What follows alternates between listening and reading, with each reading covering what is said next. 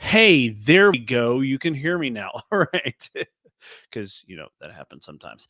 Welcome, everybody, to Travel Tips Tuesday. Good to have you all on tonight. That's why we do a pre show because, well, sometimes things happen. Forgot to unmute myself. So there's that. There's all sorts of new shortcuts and different things that I'm playing around with. I'm going to be sharing my screen a little bit tonight, but we're going to get into some top tips here in just a little bit. I hope everybody had a good Thanksgiving holiday and weekend. I hope you're having a great Giving Tuesday, as it were, and you found a spot to donate to give to be generous towards on this Giving Tuesday, following Cyber Monday, where I'm sure a lot of you made a purchase here or there online somewhere. And then, of course, a big shopping weekend. And then this little holiday called Thanksgiving that was last Thursday. So I know if you're like me, you ate a good bit. Yes, I'm training for the Dopey Challenge in Walt Disney World. And I went for a run yesterday, my first run since Thanksgiving, and I was just like, yeah, that didn't go too well. Anyway, we'll love for y'all to like and share this feed for you wherever you may be out there in Facebook land or YouTube as you're watching. Thank you for watching and following me along the way. If you have not subscribed to Travel Tips Tuesday on YouTube, would love for you to do that. Again, I'm going to be putting some occasional exclusive content out there on the YouTube channel, and would love for you to follow me there. So I'm going to be traveling a little bit this month and then quite a bit in January. So to a very special non Disney destination in January that I'm very excited about, that I've never been to, and I will be shooting some video and maybe even doing a live or two from that particular destination. We'll be talking about it as we get a little bit closer. Cool stuff. Thank you all so much for popping on and watching today. I want to go ahead and all right, audio. Yay. Ian says, all right, audio. Thank you, Ian. Yeah, because it happens sometimes. Funny story yesterday for Cyber Monday. Before we kind of dive in today, I actually bought another microphone similar to this one, and a new setup and a soundboard, because I may be having somewhat regular co-host join me in person here in the not too distant future. That's also a new Travelmation travel agent, so that will be fun. Just a little teaser there for you. I've already got at least one show lined up that we're going to chat about, and we're going to be going on a trip together here in the next week and a half or so. So we'll be chatting about that as well, I'm sure. So yeah, Jen was saying I was trying to see if my phone was connected to Bluetooth still. Seriously, yeah. David Dollar just tuned in. Always pack a power strip surge suppressor. Yep, we'll get there, Dave. We were just getting it started. We're kind of doing the pre-show mumbles because, well, that's what we do. Am I talking about you? Maybe. Hey, it's my wife. She's tuning in on YouTube, on the YouTubes. Yes, Tanya, I am talking about you. Glad to have you here. And hopefully you'll be here joining us in person as soon as Amazon makes that delivery. So I want to go ahead and talk about something very quickly. I'm going to take the comments off the screen real quick. I've got a shirt right here that says Funding Love. So it is Giving Tuesday, and Funding Love is an organization that's near and dear to my heart. Love their mission, love their vision statement. And they've been doing a lot of fundraising and support for their particular mission that we'll talk about. So just if you've never heard of Funding Love, as we're launching the show, go ahead and do yourself and Google them. I'm going to share their Facebook page for their fundraiser here in just a second. So hang on just a second. There we go. So I'm going to share their Facebook page for the fundraiser here in just a second, so you can see that and donate if you like. But before we go there, let's go ahead and get this thing started officially.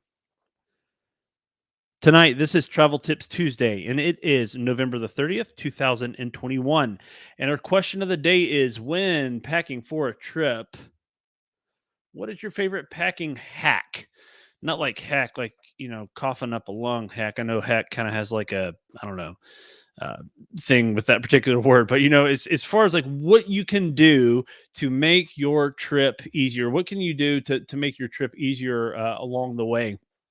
How are there things that you do, best practices that you have as you're packing your bags for a trip to make things easier? We're going to throw some live comments up on the screen as you all share those here tonight. So if you do share them live, would love to be able to share those. Just know that you will see your name pop up on the screen. So if you don't want your name, first name, last name mentioned, just drop them on my regular news feed. I will only be using first names only there.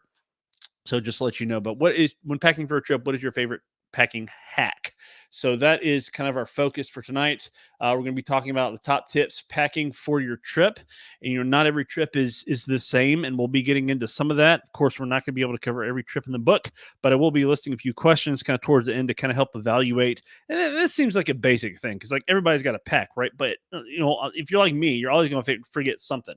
Even list makers always forget something along the way. It's like, did you remember to pack? No, it wasn't on the list. No, it wasn't. Or yes, it was. And you forgot to put it in there. So those kinds of things happen. Hopefully, some of what we share tonight will help you walk through some of those maybe problematic things that you have, and maybe think in more detail about your trip and the kind of experience that you want to have. So before we get into the content itself, let's talk a little bit about some Disney news. We are 4 days into the International Festival of the Holidays at Epcot that began on November the 26th, which is a lot of fun. So the holidays are out in full force at the Walt Disney World Resort right now.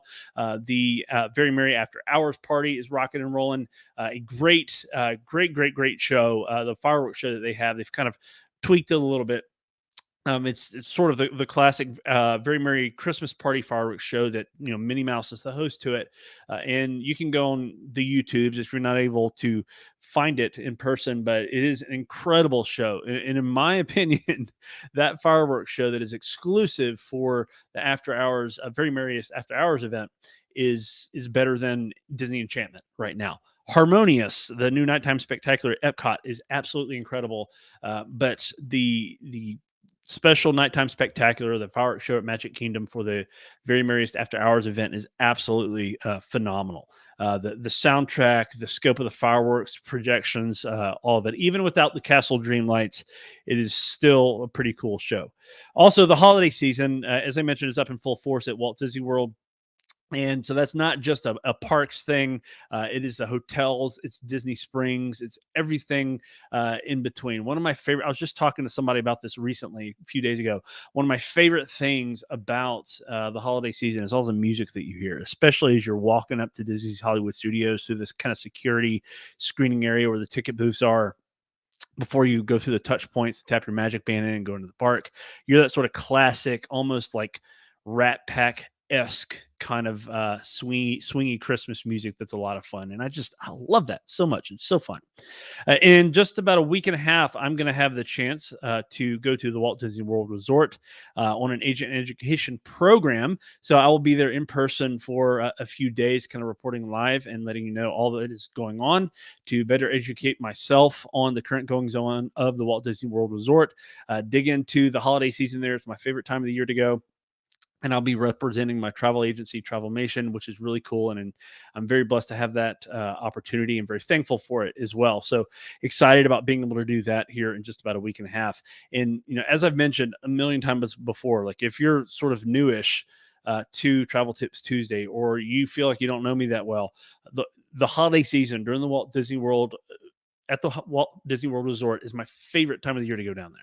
It's just so much fun. Like it's got all the, Disney magic and things, but it's like they plus everything, the food, even some of the attractions, the hotels, the ambiance, the general sort of cheerful feeling.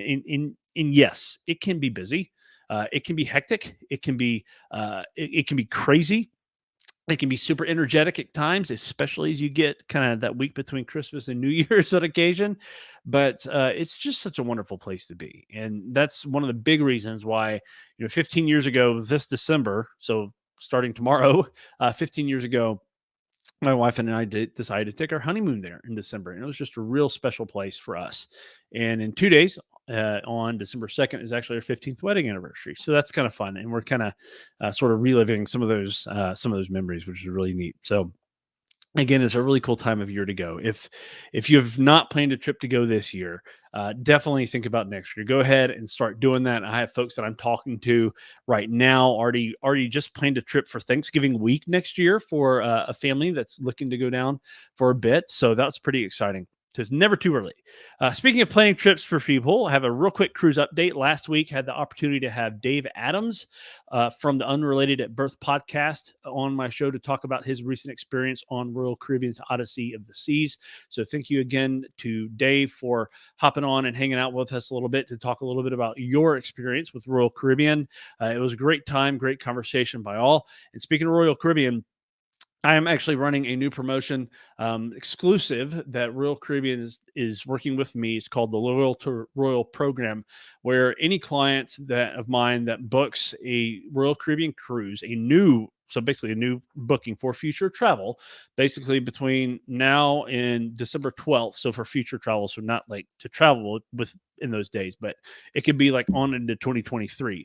But it just has to be booked between now and December 12th. You have the opportunity to earn a little bit extra onboard credit, which is pretty cool. So really excited about that, to be able to offer that to my clients, for folks that book those trips. If you see a great Cyber Week promotion out there, or it's Royal Caribbean's monthly promotion, and if it's like a non-refundable rate, if it's a other sort of rate that may be out there, there are certain very, very few exceptions where we cannot combine this promotion. But most of the promotions that you see that are out there now, it can be combined with that, which is pretty awesome. So just feel free to shoot me a message if you want to chat about that later. But there's my little shameless plug of a sales pitch. I did mention in the pre-show time that before we kind of get into the content tonight, I want to mention a little bit more about Funding Love. Funding Love, and I'm kind of wearing their shirt, as you can see, is a 5-0. If you're listening in podcast land, I'm wearing a shirt that says Funding Love on it with their logo. And Funding Love is a 501c3 nonprofit that focuses in on providing experiences, fully funded, all-inclusive style experiences for adoptive families at the Walt Disney World Resort, to have these amazing, incredible experiences with these VIP-like tour, guides that come alongside of them that have to raise their own funds to go. Sometimes they pay out of their own pocket to walk alongside these families to make sure that they have experiences where they can just bond together and be together. A lot of times adoptive families, it's not just like signing on the dotted line, you move on and you do life together, but sometimes there are struggles. It can be a challenge. It can be super emotional for the families that are adopting in, and also for the adoptive moms that are giving up their kids. So it's a very kind of multifaceted, very emotive situation, but it matters because we want kids to know that they are valued, that they are loved, that they are appreciated. And the mission of Funding Love is so excellent because they try to cover all the bases. So these families that go to Walt Disney World are not just like going on a vacation. Yeah, so it's one of the best vacation destinations on earth for families, but so they can go and not have to worry about all the stuff, right? All the baggage that comes, where they can just go there and focus and be with each other. So very quickly, I want to share their Facebook fundraising site, if I can pull it up. Occasionally we'll have some issues, but let's separate that. There we go. All right. So love StreamYard. It's great when it works here, hopefully. Yeah, there we go. All right.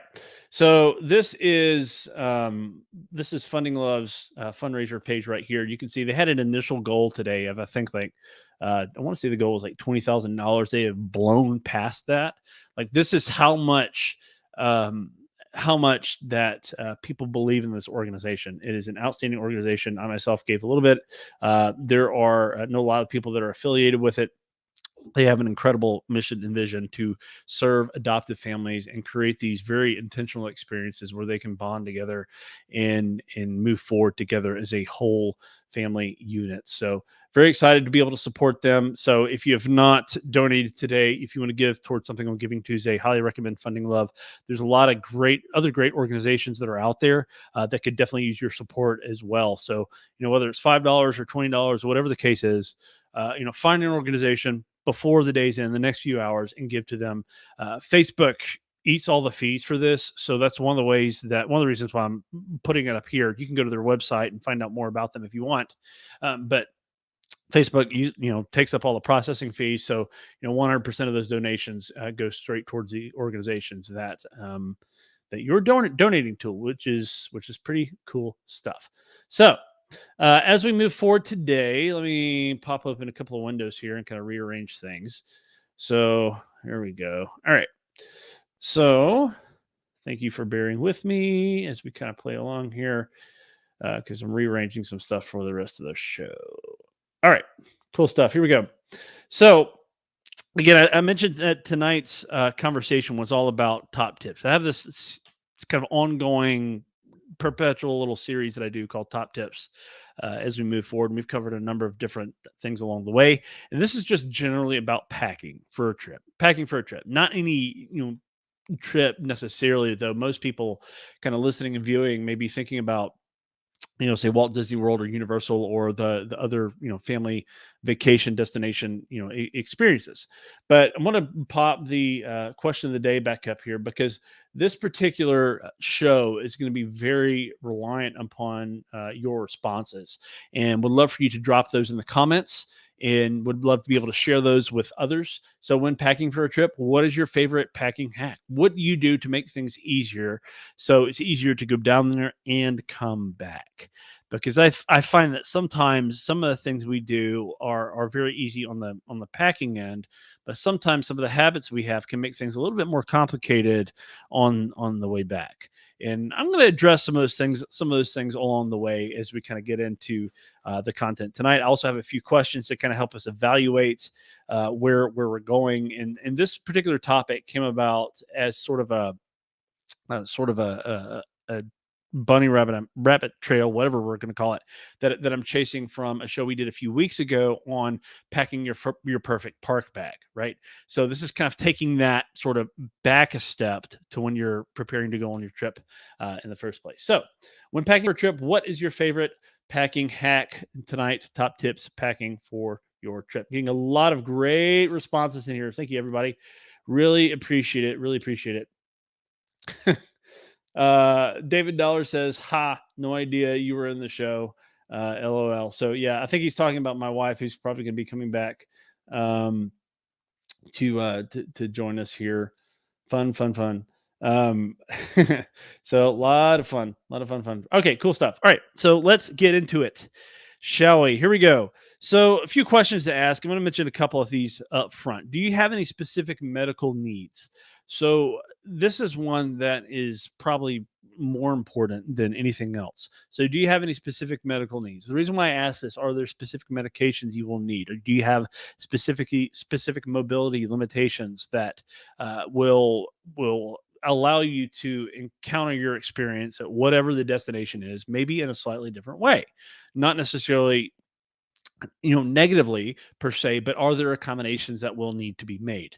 Those kinds of things are helpful to think about advance, because maybe you need to order more prescription medication, make sure your refills are up to date, or make sure you check with your doctor before you fly. Those sorts of things. So just real basic stuff to think about. And when you are packing, and if you do have medications that you are traveling with, whatever it is, if it's like a serious life-saving kind of thing, if it's just like a daily dose sort of thing, whatever it may be, I would highly recommend to pack those medications not in your checked bag, but in your carry-on. Maybe you have a little bit in both places in case one of the other bags get lost.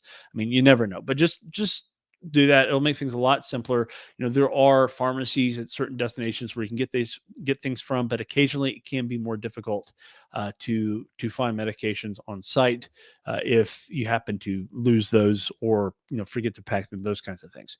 So just something to kind of throw out there. Also, the size of your group. The size of your group will definitely determine how you pack. So when I'm traveling with my family, like for example, we went to Gatlinburg, Tennessee, up in the Smokies for Thanksgiving. I try typically to pack as light as possible. I might pack, one, a hat, like a little, maybe one extra outfit for an extra day, just in case. Maybe it rains, clothes get wet, whatever the case is. But that's about it. Like I might bring one, maybe two pair of shoes, and then just all the toiletries and personal items and stuff like that. But I try not to overpack because, well, we got 4 kids, and And it's not just their clothes, it's not just the suitcases, but it's all the other stuff that we got to bring with us. In this particular circumstance, when we went to Gatlinburg for Thanksgiving, we were going to stay in a condo that had a full kitchen where we were cooking for ourselves, cooking our Thanksgiving meal. Some of the food was already prepped, but bringing a lot of groceries with us. So the lighter that we could pack on some ends would definitely save us on the other end. So you also got to think about that. Whatever you pack, be it in a suitcase, if it's a roller bag, a duffel, backpack, whatever it is, you are going to be responsible for. You're going to be responsible for toting those things around.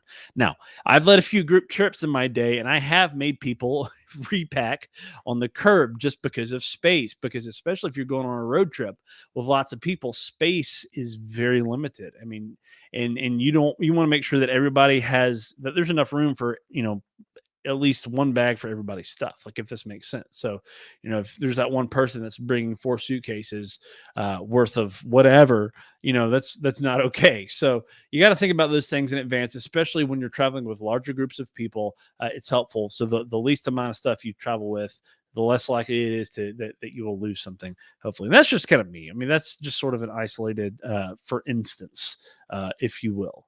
So Ian says, trying to get medication while you're on the road is a pain in the butt. Yeah, it can be a little bit. There are some locations that it is easier to get medications. There are some countries that you can go to that do not require prescriptions for pharmacies. So that's one thing to think about. I've been to some of those countries before, but the sourcing of those medications is another thing to consider. The manufacturers and those sorts of things. So it's just a lot easier to carry extra with you just in case. Suzanne says, great organization. I worked in child welfare for almost 30 years and know how stressful adoption can be. Talking about funding love. Suzanne, you're absolutely right. 100%. Let's talk a few top tips here from our buddy Chris Perrin. He says, create a packing list the night before. I think I checked off the items off the list, not cross it off. And when I'm done packing, I pack the list in the hotel. When I pack to come home, he crosses off each item. So that's a pretty cool tip. So some people just have checklists they go off and to kind of get everything together, but you don't necessarily go back over it when you're on the road home. I like to do a post trip, kind of end of trip sort of check, like I'm checking under the beds and the drawer. Even if I don't unpack my suitcase or nobody does, I always check the drawers just in case. Again, especially if you got kids with little hands, they're going to be like putting stuff everywhere. So you check under the beds, pull back the sheets, pull everything off the bed, put it back on the bed, just check any sort of nook and cranny around to make sure you don't forget anything and that there are no surprises hiding along the way. But lists can definitely help. For sure.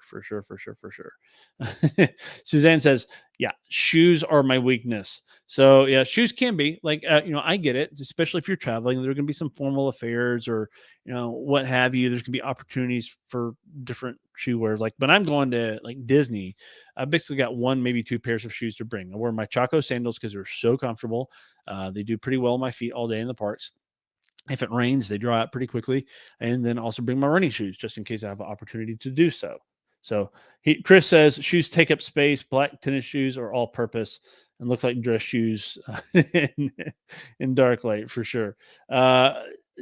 Tanya says, same, also earrings, but now I limit myself to 1 pair of each. So lots of conversation going on in the comments. It's really, really, really good stuff, everybody. Thank you so much for commenting along the way tonight. So let's go back to the kind of the pre-show news feed when I posted this question earlier this evening. Would love to address some of the comments where people are kind of sharing their favorite travel hacks. Jason says packing daily outfits together. So that can be helpful, especially if you have like an early morning and you're kind of stumbling around trying to figure out like what am I going to wear or whatever. It's all right there. You just grab your things. You don't have to sort through your bag to look for it, especially if you're living out of your suitcase. It can be helpful if you're not unpacking everything. Everything's kind of like already there in one spot. Kimberly says packing cubes are your friend, as are Ziploc baggies. I pack outfits in each baggie, and then in the packing cube, always bring pump soap for the bathroom. So Ziploc bags have, and lots of people on the pre-show feed commented on this as a packing tip. And Ziploc bags are 2 things like that should be an everybody's bag. Like I don't care who you are. Uh, Quote Larry the Cable Guy. I don't care who you are. There are two things. One of them are Ziploc bags. Those things have so many. And I'm not talking like the little tiny, like cheap sandwich bags. I'm talking about the big, like gallon, the heavier duty Ziploc freezer bags. And some people like the ones with a little Ziploc, little locking little thing that you zip. Some of them like the ones that you just peel. I don't really like the one with the little red little kind of closer zipper thingy because those kind of come off sometimes. But I like the other style personally. That's just me. They're great. You can use those to kind of roll the air out of things to conserve space. Sometimes if you have soiled clothes, especially if you've got young kids and that's a concern, you can use them for that. You can use them for, putting your toiletries in. So you're packing a carry-on and you've got your, 1 quart clear zip top bag that you can bring with your toiletries in it. So those sorts of things. There's a number of different things that you can use Ziploc bags for that are super helpful. Things that may leak, just in case, you can put them in that. Souvenirs that you're bringing home. I don't know, just stuff you want to keep separate that you're worried about. Also, the second thing is a Sharpie, just a simple permanent marker Sharpie. So you can, label those Ziploc bags if you need to. And Sharpies just have a number of different uses along the way. So that's just kind of my my little sort of travel hack top tip there. Ashley also agrees with packing cubes. I've never used packing cubes. I kind of know what they are. They kind of help you organize with your packing along the way. Ashley also says, I pack my diffuser and diffuse a few different kind of essential oils for kind of to help with the room, because sometimes you go into a hotel room or a place that's not your home and it might have a little stank to it.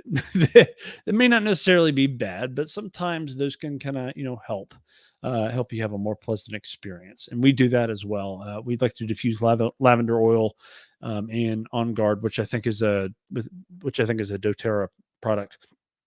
Shout out to the fine folks at doTERRA. Ian says access to laundry services on the other end for longer trips. So this is huge. So if you're traveling for a long period of time, I would say long period of time could be classified as anywhere from 5 to 7 days or longer. Make sure you know what the laundry situation is.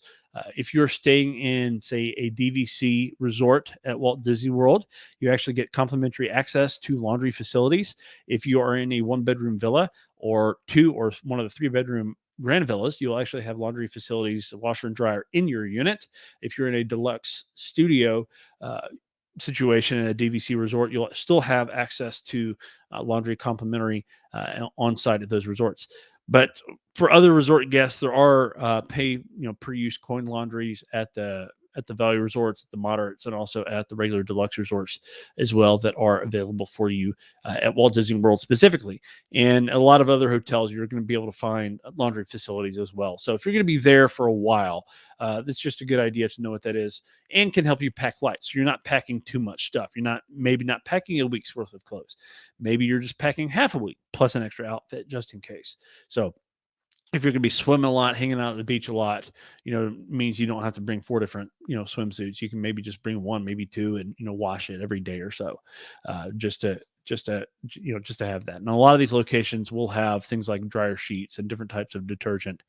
If you do need a hypoallergenic detergent, highly suggest to bring that with you if you are able to check that with you and bring that along the way. Jennifer says, when the kids were little, I put their outfits, socks, underwear, shirt, pants in a gallon Ziploc, easy to pack and easy to grab, all you need for the day. Yeah, if you've got a lot of kids, it can be easier if you're trying to pack everything in one big bag, which we used to do a few kids ago with our family. We try to put everything in one big bag to put it in one place so whose stuff was in what. That can definitely be helpful. Steve says, let Sherry do it. Sherry's his wife. She gets it right. So if you have somebody that loves packing, my wife loves packing. She may not know the actual act of packing, but loves the list making side of it. And somebody in your family that does it well with that, let them take ownership of it. My thing is, I like to pack the actual vehicle itself. So when we're going somewhere, I like to have all the bags out and lined up, make sure all the big suitcases are in the car for everything. We kind of fit everything together like a big old game of Tetris to squeeze everybody in the car. So It's a lot of fun. Amanda says packing cubes and like Ziploc compression bags if I'm going somewhere cold. Those compression bags, not just like the little gallon size bags, but they make some bigger ones for things as big as like even pillows and some bedding and stuff like that. But they do make ones that are kind of in betweeny size for packing in suitcases, where you can sort of roll the air out of them and compress them down to suck all the air out. So a lot of like winter wear, so winter jackets, ski bibs. It's kind of ski overalls, snow pants, stuff like that. If you're going skiing, can be really bulky and take up a lot of space. Those compression bags are huge and can save you a little bit of a headache. And Jen says, I was waiting for this to come along, the Marie Kondo style of folding. So, does it spark joy for you? No. She has a very specific way of folding clothes that can help take up less space and can actually help you along the way. So, on that note, I'm actually kind of weird. So, I mean, not just generally speaking, but when I pack to go home, I like to actually fold my dirty clothes. And sometimes people are like, well, why are you doing that? If I'm like hanging out with somebody I don't normally hang out with, or on a trip with somebody I don't normally with, well, that actually helps conserve space. Like if you're going to somewhere that you're planning on, buying some souvenirs and bringing some stuff back home with you, you want to make sure that you're going to have enough space. Some people flat pack a duffel in their bag. I've done that before. A flat pack a duffel inside my suitcase. Some people have one of those expanding suitcases. I have one of those, and you kind of make sure you leave a little bit of room. Again, I like to flat pack a duffel sometimes, or maybe a backpack to take into the parks. It's not fully loaded. And then when I'm packing to go home, I fold everything so I have enough spare room for maybe a t-shirt or two or whatever, tchotchkes I'm picking up in the park for the family. Here's some other things to ask when you are packing along the way. What are the ages of your kids? And if you do have a family with young children, you're taking diapers, you're taking wipes, you might be taking formula, you might be taking other sorts of feeding equipment and different things, and ice packs and coolers and pack and plays and strollers and exercise toys, bag of toys and books and puzzle. You feel like you've got to take so much stuff because you want your kids to be occupied. You want to have something that they can do so you can retain some sort of semblance of your own sanity. But at the same time, you don't want to pack so much stuff that you're just like feeling like you got a lug house and home everywhere with you. So traveling with a large family can be a challenge. Not necessarily impossible, but there are ways to do it to kind of help you along the way. So just thinking about the ages of your kids, are they teens, are they older? Helping them learn how to pack, especially as they get older, as they feel like they've got to bring all their stuff with them on the way. They don't necessarily have to do that. A lot of times, like in car trips, they really feel like they have to, right? But not necessarily the case all the time. So let's pop back to our comments real quickly. Haven't done that in a little bit. So my wife comments along the way. I've never been there when it's that bad. I struggle with big crowds. Our anniversary is a good time to go since it's between two major holidays. The closer to Christmas Day, the crazier it gets. Talking about Walt Disney World, Christmas Day is typically the busiest day of the year. You're 100% right on that. Talking about Walt Disney World. So so my wife says, yeah, I hate packing, but she's definitely a list maker for sure. That's one thing that she's helped me with. I'm not quite like a super like list lover, as it will, but they can be helpful from time to time. Ian says, here's a trick with the expandable carry-ons. If you don't have anything delicate or crushable, you can expand the bag, fill it up, and then zip it back down into the unexpanding, configuring, leverage the bag to squeeze out all the air. Lists are life. Thank you, Chris. Lists are life. Appreciate that. Some people love lists. They can definitely be helpful. I've got a journal somewhere around here that I use, a little bullet journal, and lists are definitely helpful to kind of keep you organized along the way. I used to be way more spontaneous, like I can remember everything up here, but as life gets busier and you take on more, lists can be definitely helpful. Let's go back to our responses from earlier. We we left off with a good old Marie Kondo folding earlier. Angel says trash bags to use as dirty hampers. This is absolutely true. So kitchen trash bags are great to bring along the way. You can bring them with you. They don't take up a lot of space. They're also great to have in case you have wet clothes that you have to bring home with you. Just don't forget to take those wet clothes back out of your bag when you get home, because that can be problematic. May have happened before to us, but they can be helpful as dirty hampers when you're there on your trip as well. And again, they don't take up a lot of space. They're super light. Beth says packing cubes and a backpack. Mentioned the backpack earlier. I've got one. You may have seen it before. I've shown it on this show. I've got it somewhere here in the office. It's just a real simple shoulder bag that I take into the parks. It's got enough room for a water bottle and a few other things inside it. Super lightweight, so it doesn't really weigh it down, but it packs really flat and really, really well. So some people like me, I like to travel with my laptop. So I've got my computer bag, but I'm not going to take that into the parks with me because it weighs so much. It's got my computer and other stuff in it. So I take an extra bag that doesn't take up a lot of space that I can take into the parks. It's a little bit more friendly. If you're going on a hiking trip somewhere, those are things to think about as well. Do you need a day pack in addition to whatever other backpack that you may have with you? So some larger backpacks have day packs that zip off of them, which is, kind of cool. Alicia says packing light. I love this. Packing light. If there's a Target grocery store close by, maybe even a Walmart, they buy groceries once they get there. So my friend Alicia is a DVC member. So when they go to Walt Disney World, they're going to be doing a lot of that themselves. That's another hack as well that my family did on our last trip to Walt Disney World together this January of 2021. So, 11 months ago, they basically online grocery delivery. We dialed up Instacart on the app and had them deliver some groceries for us for breakfast, which was huge and a big help. And nowadays you can get places like Instacart too and Shipped, and there's a lot of other services out there that will deliver these products to you on site on the resort.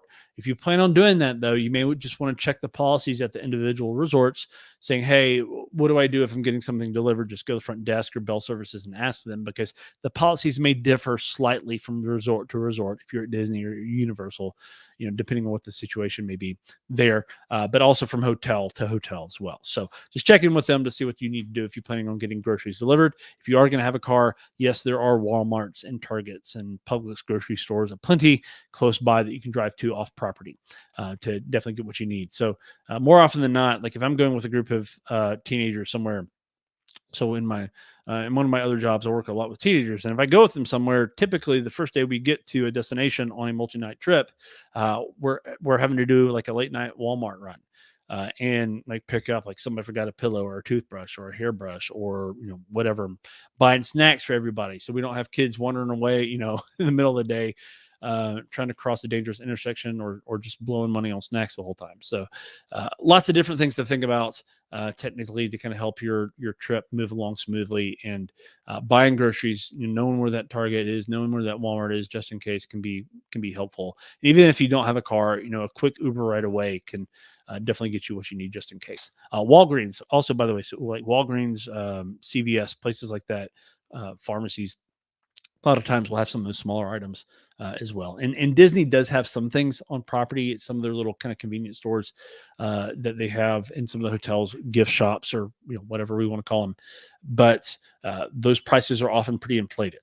So if you do find yourself in need of several things, it's a good idea to kind of dial up one of those services and see if you can get them delivered to you for pretty much close to regular cost. So you also want to think about, in addition to age of your kids, the type of destination you're having, the length of your trip as well. We talked about that related to laundry, the type of destination. So are you going skiing? Are you going to have this big bulky clothes? Are you going to the beach? Are you going to need to pack a swimsuit or two? You're going to be packing lighter weight. Do you need sandals, sunscreen, those sorts of things? Can't fly with, big bottles of stuff in your checked baggage. So, think about those kinds of things as well as you're packing along the way. Cause that happens. Like we forget, you can't take a big bottle of, a liquid through TSA security. Other types of destinations. So you go into the mountains. Are you traveling internationally? So that's a big one, right? Are you traveling internationally? Check that passport to make sure it is in date, and not just in date, but to make sure that it is going to be valid at least 6 months beyond your return, because most countries that you travel to internationally will want to see that to make sure your passport is valid at least 6 months past your arrival date back home.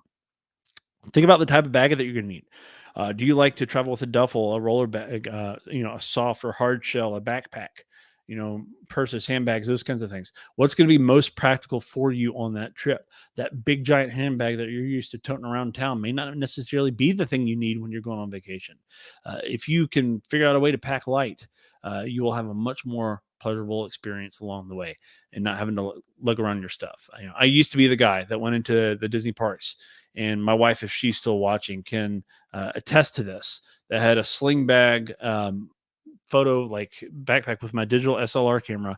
I carried like 3 lenses, the camera body, a flash, in external battery grip that carried a couple of extra batteries so you can have some extra use, bunch of memory cards, chargers, all those things. I'll carry that in the park with a monopod attached to the side of it. Thing probably weighed like 20 pounds. And I'm so glad, like, I don't have to carry that anymore. I can go into the park bag free now if I wanted to and not have to worry about much. I might have my USB kind of portable battery charger for my phone, maybe a charging cable, maybe water bottle, but that's, I can get along with most of that. I've got some other stuff that I bring with me occasionally, but if you can pack light, it just makes life so much easier. If you can go with no bags, there's a no bag security line that you can go through. So yay for that. So it can just make things a little bit simpler if you're able to do that at Disney. But thinking about your destination, thinking about the types of bags you need is huge. The size of your family, the size of your group, and then also the purpose of your trip. So why are you going?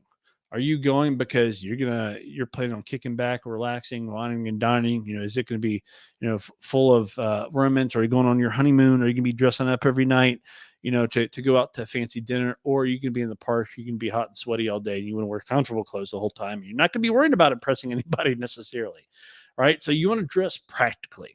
You want to take care of your feet regardless of where you go, in my opinion. So, I would say definitely think about that as far as proper footwear. If you're going to be in the parks, if you're going hiking, if you are going to something that's more formal or a business venture, always, always, always take care of your feet. The purpose of your trip matters. I know a lot of people, and I've done this before, been on mission trips. So be intentional about that, about what you're bringing with you. If you're going on something where you're going to be giving a lot of time and serving somewhere, so that's pretty huge as well. So there are a lot of great comments along the way. I'm going to pull up a couple of more from the feed earlier. And thank you to everybody. Sorry, my wife says monopod. So there used to be a song between, my wife says still here, live here, by the way. Hi, how you doing? My wife says monopod. So there's a story that goes along with that between my wife and I, one of our good friends. This he used to have this monopod. I've still got it in the garage somewhere. But anyway, there's a lot of other helpful tips that we can have along the way. Hope says quart-size Ziploc bags for everything, snacks, wet toiletries on the way home, cell phones on water rides. But I do want to say this, though, that Ziploc bags, cell phones are a lot more waterproof than they used to be. They're still not 100% waterproof. They're more like water resistant, I guess, but they're a lot better than they used to be. But Ziploc bags can be helpful, but not all of them are watertight. And I know this from personal experience from having a cell phone that was in a Ziploc bag that got wet and the phone was like, dead, basically. Like I had to pay to replace my phone. So you could do that. It does help in some circumstances, but just, make sure that it's super tight. And there are some specific watertight bags you can buy that are designed specifically for cell phones that are Ziploc, like. So sticky napkins, also wet wipes, like baby wipes, wet wipes, the antibacterial wet wipes, or like a pack of baby wipes. Those are another thing that come in handy, not just when you're cleaning up a dirty diaper. For sure, they have just a number of different uses for them. When Kent loses a tooth at Disney on a ride, so yeah, that can happen. The list is endless, but never leave home without a full box of Ziplocs for Disney. 100% yes. Ian says, if you plan on buying merch, bring stuff that you can throw out, thereby creating more luggage space, or commit to bringing an empty bag for your purchases. Alternately, commit to shipping some stuff home. That's definitely a huge tip. You can ship stuff home from Disney. That's definitely an option. The cast members don't actually tell you that all the time, but that is definitely an option for you. If it's going to cost about as much as checking an extra bag, it's definitely something to think about. So some people, go on these trips and they end up buying an extra bag, or they'll flat pack a duffel like I have. And, there are limits to those bags unless you're, flying, say, Southwest, and you can check 2 bags for free.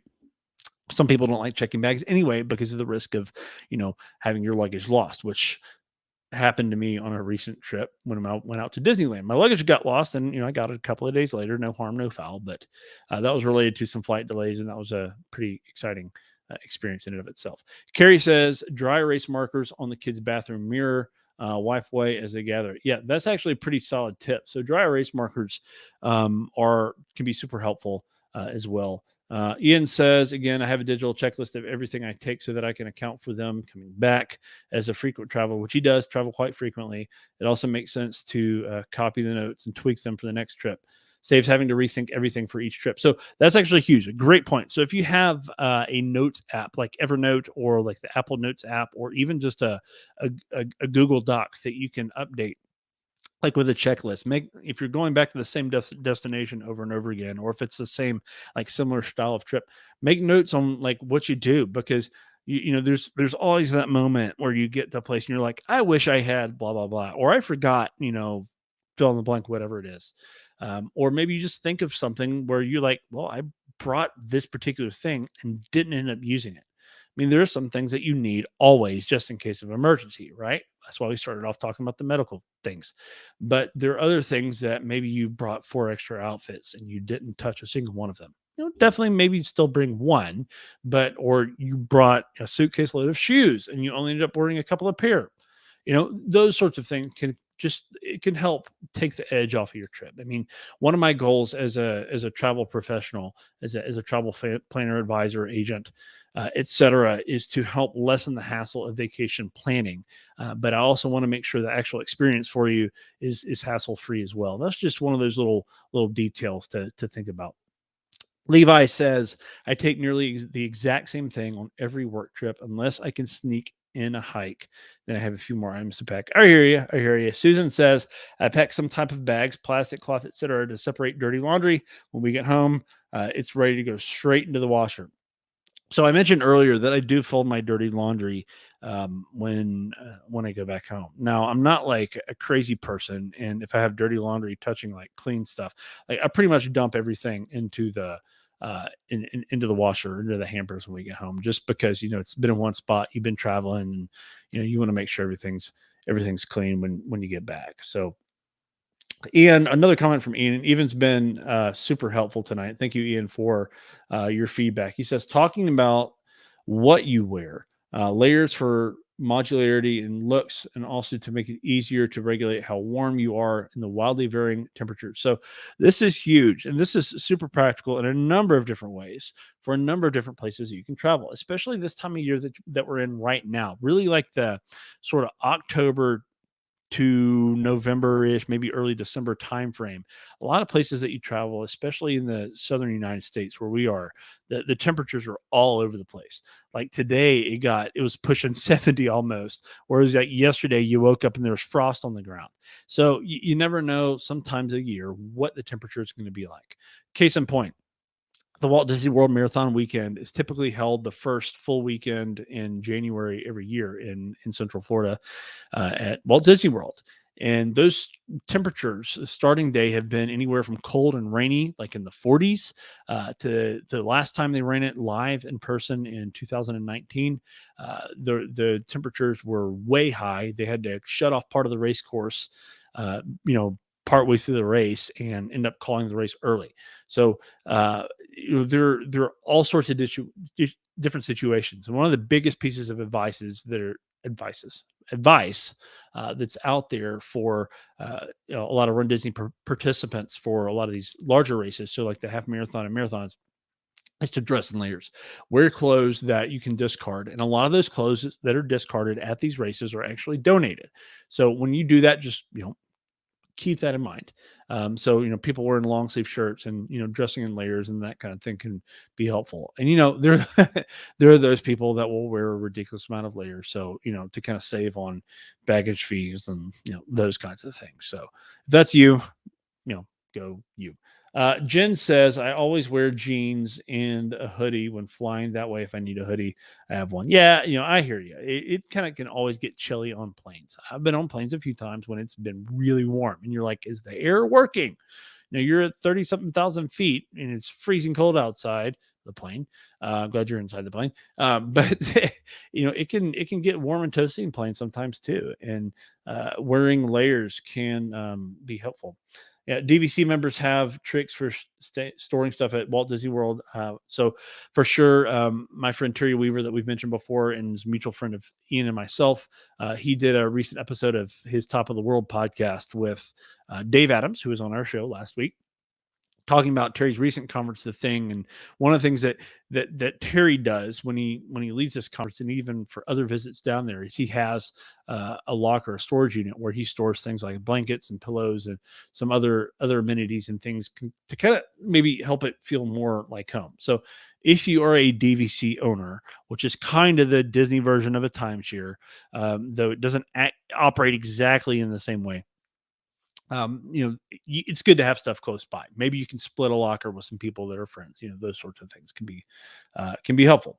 So you can store things like lotions, non-perishable snacks, bottled water, flip flops, if you're going there frequently. So not so for applicable for other destinations, but can be helpful if it's a place like Disney, maybe that you're going back to on occasion. So cool stuff. Well, y'all, this has been a lot of great conversation tonight, and I really appreciate everybody's input this evening. This has been a great show so far. We've been going for a little while now, so I think it's time to wrap up. If you're planning a trip, we'd love to chat with you about that. If you're thinking about something in 2022 or maybe the end of the year, it's not too late to plan an end of the year trip somewhere. We'd love to chat with you. As always, I do not charge any extra planning fees. Don't forget about that Royal Caribbean promotion that I mentioned earlier that will be ending December 12th. If you have questions about that with the free onboard credit offer, would love to chat with you more. So thank you to everybody, to Ian, to Jen, to my wife, to Hope, to all my Travelmation friends, even to Chris and others that popped on tonight to offer some great tips along the way, because we all travel for different reasons. We all have different traveling needs, be it for pleasure or for personal and family reasons. And there are all sorts of amazing destinations out there to see, to make some incredible memories along the way. So thank you all again so much for joining me for another really fun episode of Travel Tips Tuesday. Can't wait to see you all again next week, and we'll see you again real soon. Bye-bye.